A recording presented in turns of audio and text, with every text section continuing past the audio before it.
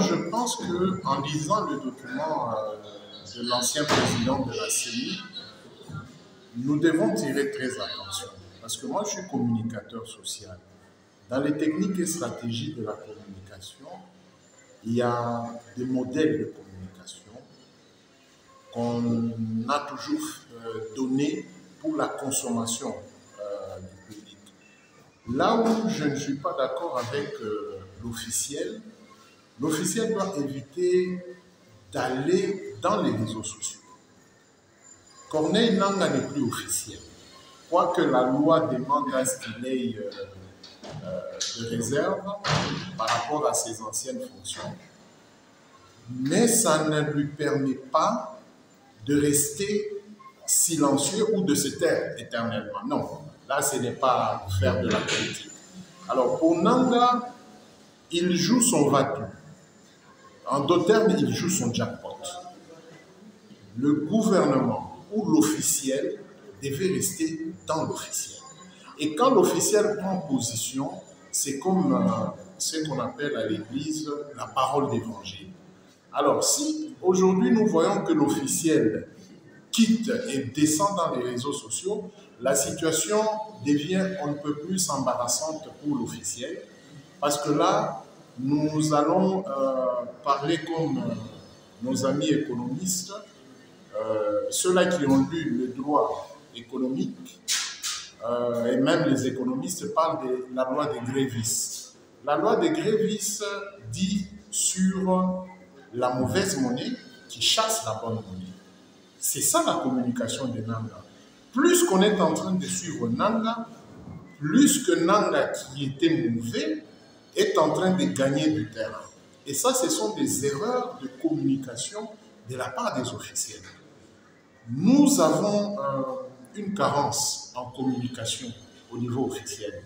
L'officiel n'a pas, en tout cas, peut-être c'est par manque de séminaires, de recyclage, pour que les gens communiquent bien au nom de l'officiel. Alors, un moment dans les réseaux sociaux, on était en train de discuter avec plusieurs amis.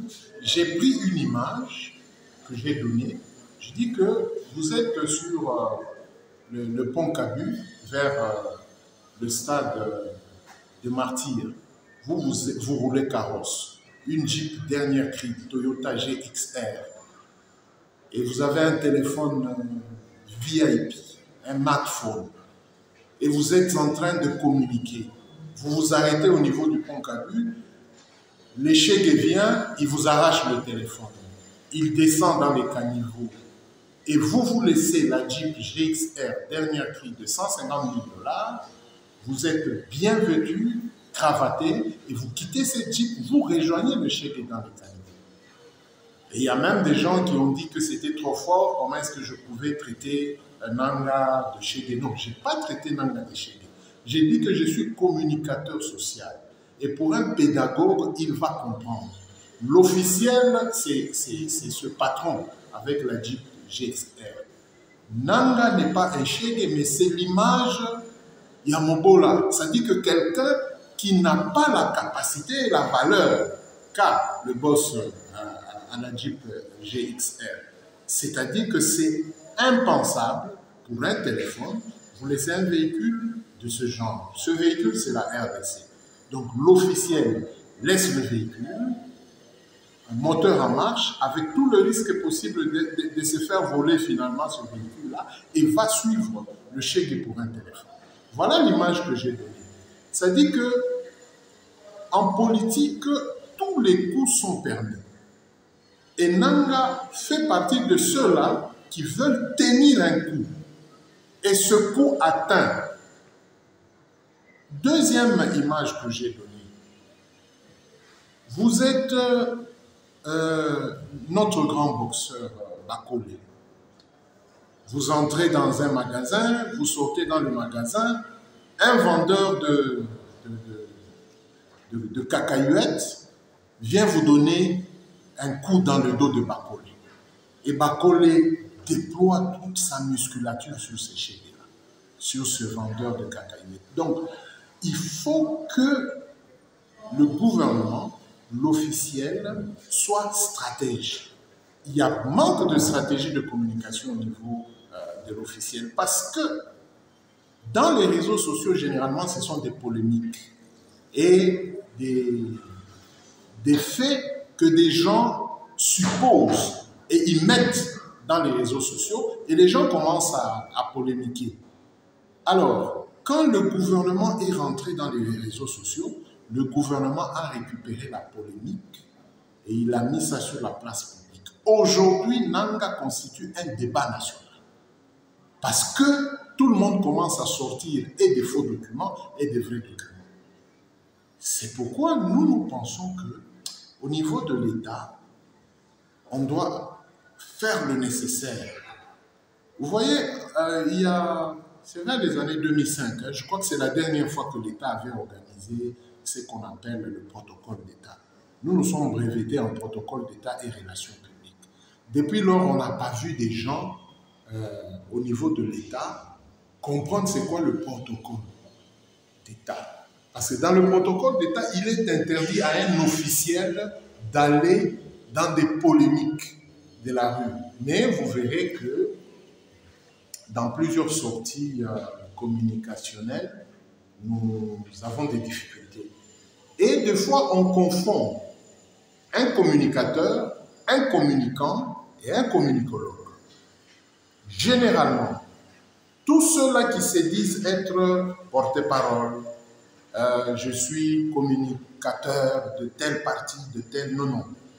Tout ce monde-là qui interviennent dans des chaînes de télévision et des fois dans YouTube, on les appelle des communicants parce qu'ils viennent avec des éléments qu'on leur a fournis pour venir parler au nom d'eux. Un communicateur est un pratiquant de la communication. Un communicateur est celui-là qui décortique, qui évente la communication. Et quand, par exemple, un chef doit aller tenir un discours, il doit s'entourer des communicateurs parce qu'ils doivent éventrer ce que le peuple pense, ce que le peuple dit.